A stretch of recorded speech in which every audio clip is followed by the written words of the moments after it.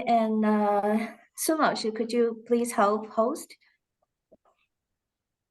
Yeah, go ahead, Guan 老师, you may start. Okay, hello everyone, this is Chen Meiguan. Could you see me? Alicia, thank you so much. I saw you. Okay, so thank you for coming. Let me introduce the two keynote speakers. Sheyanne Smith. She is the high ability learning specialist for the Nebraska Department of Education. She completed her bachelor's and master's degree at Belmont University in Nashville, Tennessee. She also has a master's degree. And prior to coming, Sheyanne has presented across the state, nationally and internationally about her work with high ability students. Sheyanne is a member of the National Association for Gifted Children, the Council for State Directors of Programs for the Gifted, and serves on the Nebraska MTSS statewide collaborative. She was recently awarded the 2023 NAGC Masters and Specialist Award.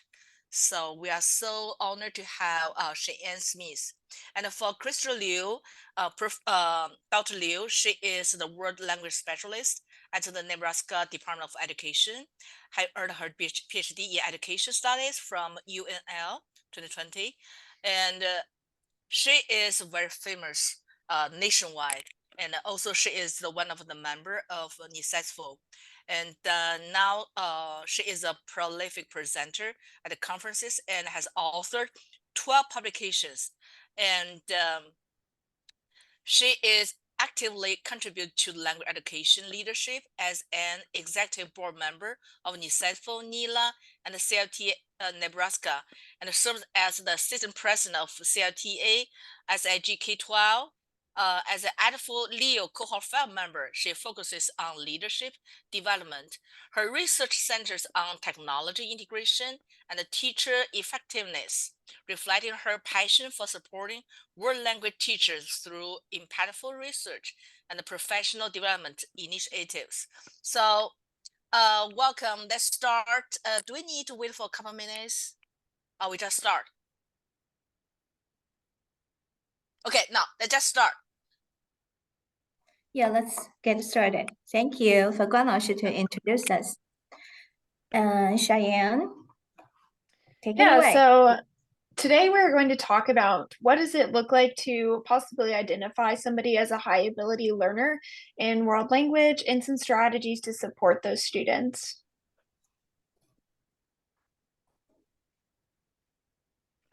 So I like to start with who are high ability learners. So in Nebraska, these are students defined as performing at or above grade level, have some kind of advanced academic capacity.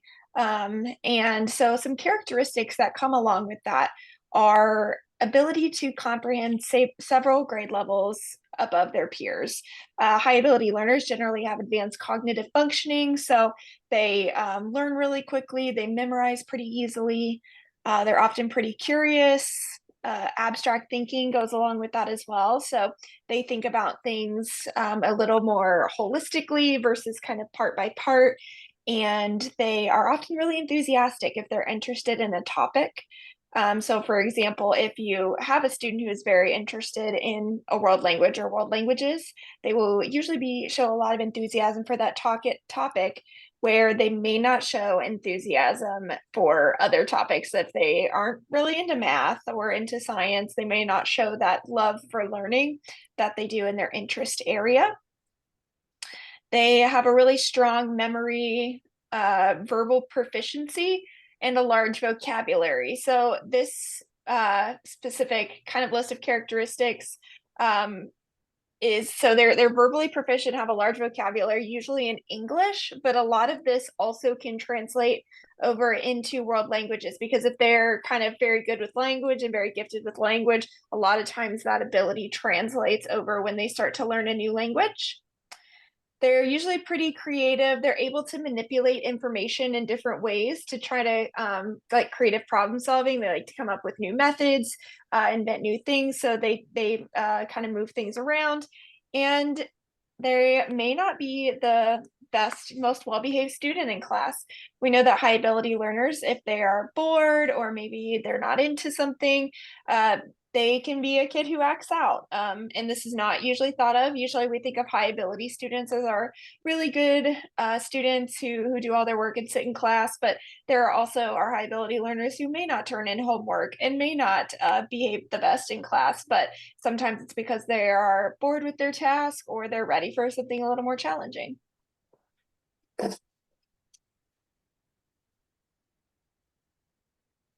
So we know those characteristics of high ability learners, and that translates over into world languages.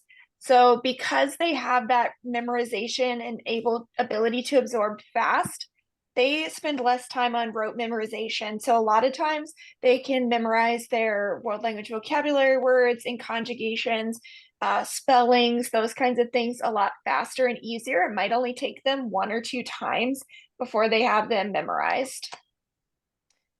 They may enjoy more creative expression. So with world language homework, especially in, language 1 and 2, it's pretty prescripted and the prompts are pretty close-ended or fill in the blanks or they're vocabulary based. If they are able to memorize those things quickly, they may need something a little more expressive, like some kind of advanced writing prompt or more open-ended writing prompts. And they may think about language more advanced than that of their peers. They may want to they may be really interested in language origins, maybe characteristics of languages, thinking critically about how language is used and comparatively. So they may be really interested in not just learning the vocabulary words, but truly understanding the language. And they may seek language on their own. You might have kids come into Spanish 1 who have been on Duolingo for a couple of years because they really like language, or they may go and do outside activities with language because that's something that they're really interested in. And they may also enjoy just like experimenting with words and phrases and languages and just trying out things and making meaning of the language through manipulation.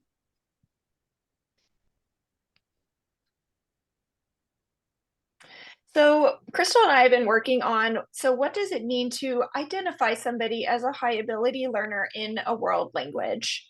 So we've come up with a couple of different things to look for when we think about a high ability language learner. Usually they will go and seek out their own advanced language opportunities. This is not true of all students, but a lot of our students will have taken an AP exam or another verified language exam. They may already have a seal of biliteracy. And so if they are a sophomore and they received the seal of biliteracy, maybe we need to provide more advanced academic opportunities in language because they are really picking up on it. Language immersions, those kinds of experiences, maybe again, they've sought that outside of the school day. Usually they display aptitude, so pretty good grades, good scores on those language assessments, really willing to participate, engaged. Maybe they have a lot of like cultural sensitivity and kind of navigating their culture, wanting to learn about the culture of the language that they're learning and kind of that ability to navigate. They may be willing to participate in those outside opportunities. So maybe they don't know something like the seal of biliteracy or the language fair exists, but they really are, when you tell them about it, they're really eager and willing because they love language. They may also express personal goals in language. If you see a student who has high aptitude and is doing really well and progressing really quickly in your language, you may speak to them and they may say, yeah, I want to major in Mandarin in college, or I want to minor in French, or they may express, I want a job that requires me to be multilingual. And so they may express those personal goals. If they've already received a language award, it probably means that they are having a high aptitude in world language. Or if they've won awards from language competitions, so language fairs, world language writing contests, those kinds of things. Those are probably characteristics we want to look out for to say, okay, you probably need some more advanced opportunities in world language.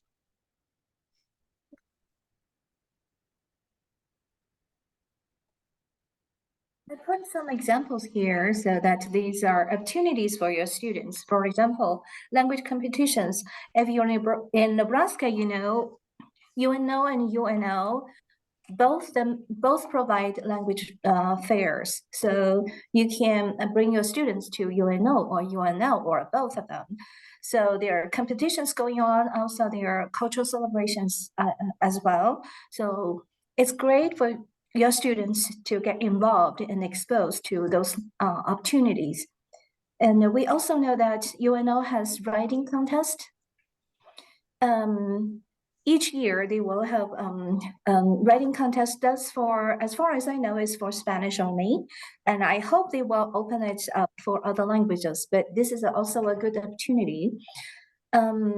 For Nebraska World Language Week, we always have a distinguished world language award, a scholar award, I'm sorry. So that's in February, and teachers nominated their students, the best students from each level per school, so that the students can enter the pool, the data pool. So teachers from 4 different languages will be invited to review their submission. And after after Nebraska World Language Week, the winners will be announced. In this year, we have 65 students across the state be awarded as distinguished world language scholar. So this is a great opportunity as well. And also, if your students want to seek national opportunities, there's Star Talk program. It's summer immersion opportunities across the country, sponsored by the Department of Defense for less commonly taught languages. Most of those, I think those programs are free because students get scholarship. They can go and have the experience in the different locations. But this is for less commonly taught languages. I mean, like Chinese, Arabic, not for commonly taught languages like Spanish and German and French. So if you are interested, you can click this link, because you see that on the first page of the our slide deck, actually, we provided access to this whole slide deck. So we will share it again. So startup programs is a good opportunity for your students to explore. Also, we have national contest. I just came back from Central State Conference. I brought this back. This is National French Contest. I'm sure there are Spanish context, a Chinese context, and other languages as well, German as well. So look for those opportunities. And I know some of the students, if they are high ability learners, they are sure interested in, competing with some other students in the country.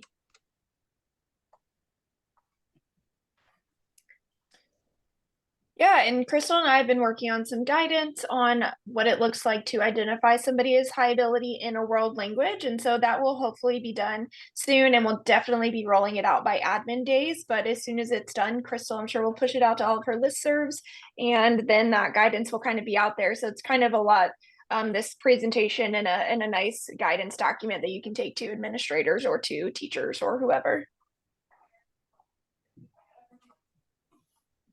So strategies. So we know that if we have these students who are high ability in world language, it really doesn't help. If we identify them, we do need to do something to support them. And so we're going to talk about a few strategies to support these students in the world languages.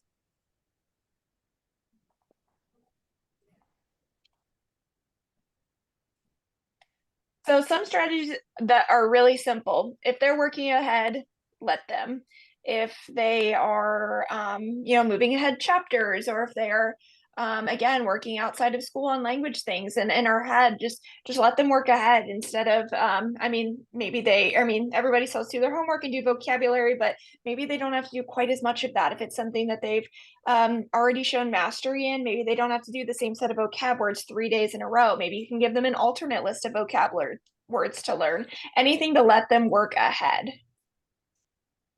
And like I said, if they're proficient in the work, let them work on something more challenging. Again, if they can show in one day what students take a week to learn in a lesson, let them work on something more challenging, whether that be one of those competitions or writing essays or things like that in a world language, or even reading in other languages, maybe a more challenging level book.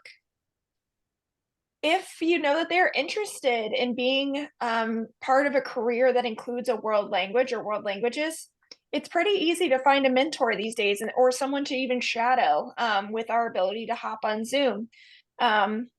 Language professors, people at the Department of Defense, people at the Nebraska Department of Defense, or their equivalent, the Department of Defense, connecting them with people who have jobs that use world language a lot to allow them to ask questions and figure out if that's something they want to pursue is a really important opportunity for those students, because we want them to have exposure to that in high school so that they know moving forward what they need to take in college or what they need to do in order to reach their goal.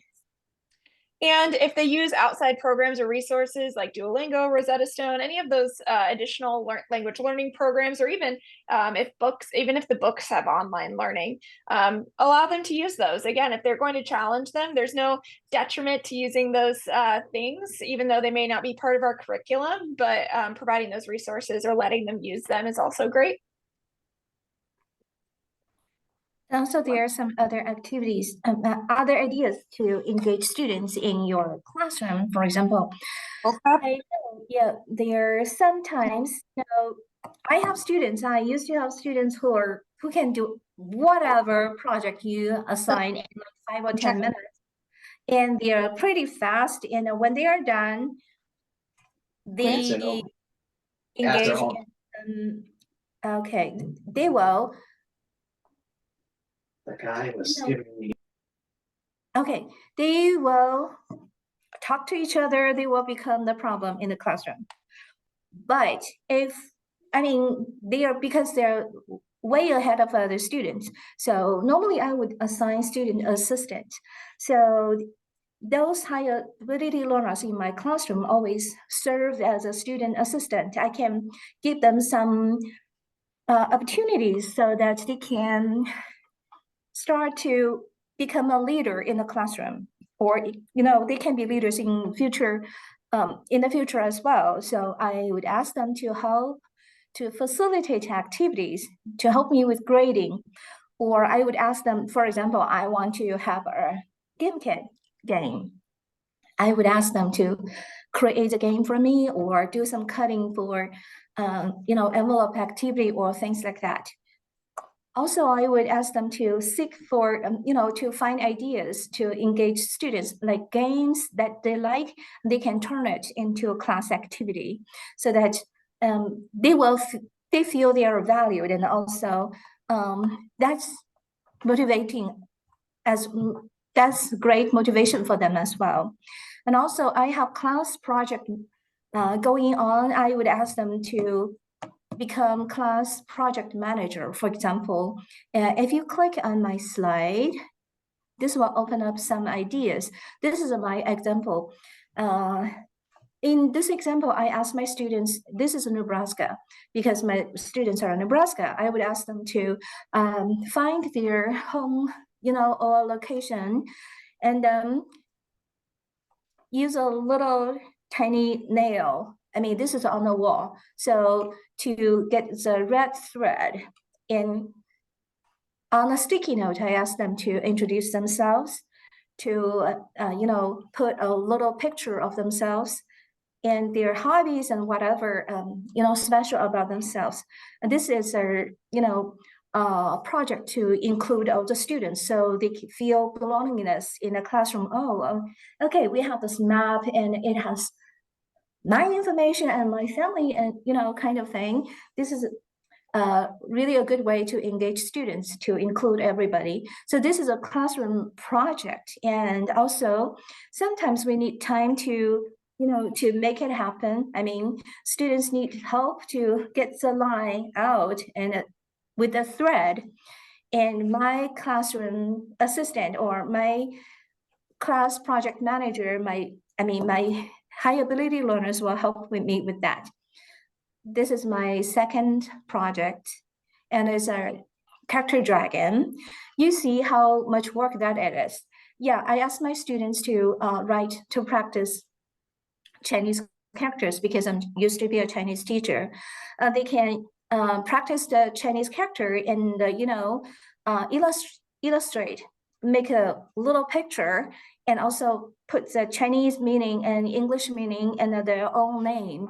And this little pieces. This is actually, I cut the little plate into 4 parts so that it can be used as, part of the dragon. So this takes a lot. They are working on it, and also I need help to put those little slices onto the wall. So I have a class project helper to help me with that. And with our advanced students, a lot of times, again, if they feel like they belong in the classroom, it helps. And even using this opportunity to practice their language skills. So maybe one of their classmates brings them an illustration and they have to find the word, or helping translate directions. Maybe you ask them to translate passages or directions into the language that you're studying. So they're still helping manage the classroom, and they're also practicing using those language skills. And so some of those different classroom management things done in conjunction with practicing the language can be really helpful to engage students. Yes, and also, I have to stop them from making too many of those pieces. Some of them, they are so fast that they make the dragon super long. And okay, that's enough for this week, and let others to do it. Sometimes we have to stop them. But ask them to provide the extra help really helps. And I have this is for Spanish class. I get this online, but it's also a great class project that class project, actually a lot of students like the class project because everybody contribute.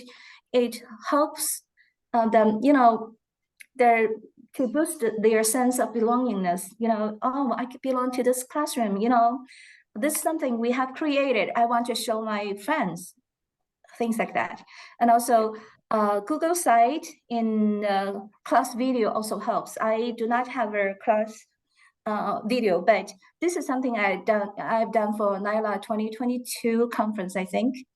My idea, what I usually do is I take pictures of my class when we're doing projects and when, recording what we're doing on a daily basis. And at the end of the semester, I would make those little videos and, pictures I taken into a video. Then we have a celebration of graduation, in class, and I share it with parents. They really enjoy it because they see how their kids are involved and how they grow in what language classroom. This is really helpful. Hope these ideas can give you, inspire you to have more great ideas. Oops. Okay. And providing access to those advanced academics is really where we thrive in giving these students opportunities, because by the time they're in high school, they've already self-selected into classes. Generally, if they want to take advanced language classes, they're going to. But this is where we provide those opportunities. So first and foremost, if a student has been formally identified by a school district as a high ability learner, it doesn't matter in what subject, HAL funds can be used to support advanced opportunities. So districts get a certain amount of money each year for high ability students.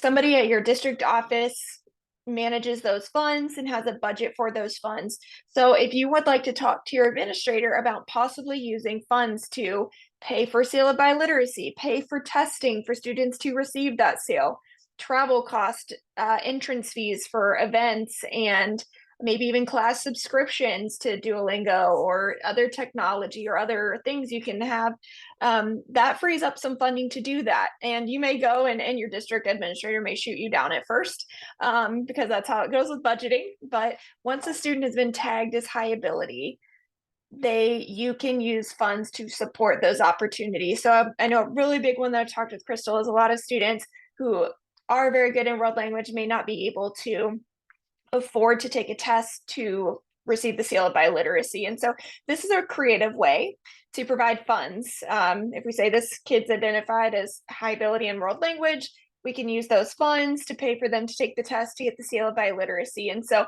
that's one of the opportunities we can provide is through funding specific for high ability students. If we use it to provide advanced academic opportunities, that's another way to help students who may not have the money to go to or apply for these things.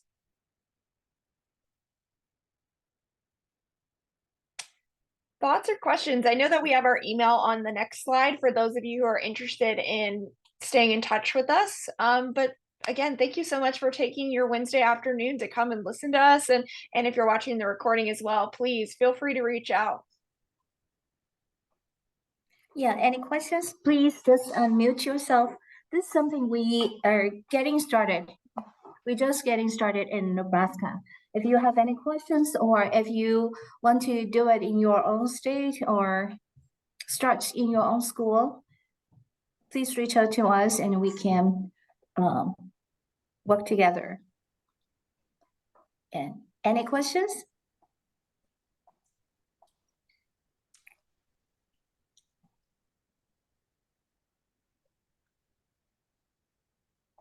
Thank you. Chris, will we put up the next slide with our emails?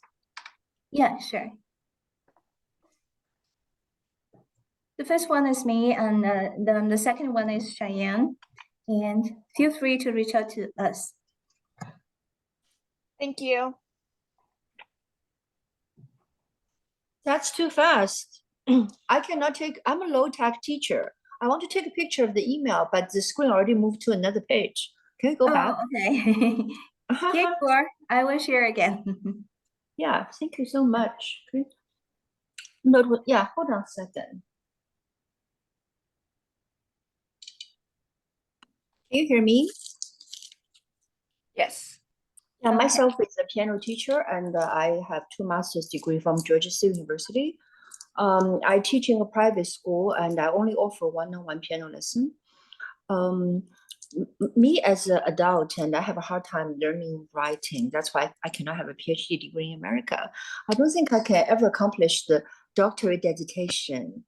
The recital program is not too hard because I practiced pianos when I was little. Yeah. So myself as a learner, my job is too easy.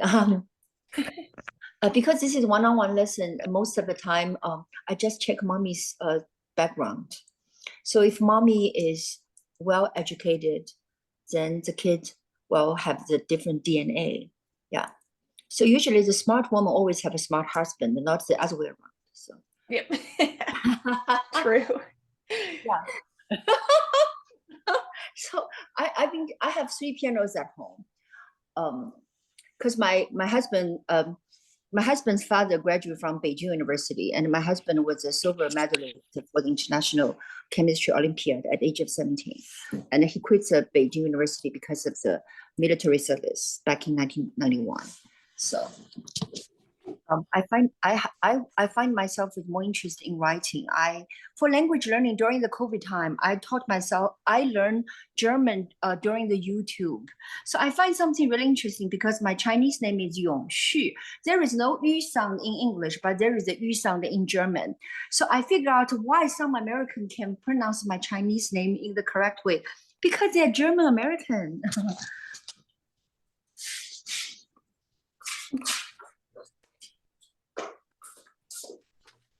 Okay, thank you. And Thank Sheyanne, you. thank you. Sheyanne is gone because she has another meeting right at this. If you don't have any questions, any other questions? If you don't have questions, and I think that's all for today. Thank you.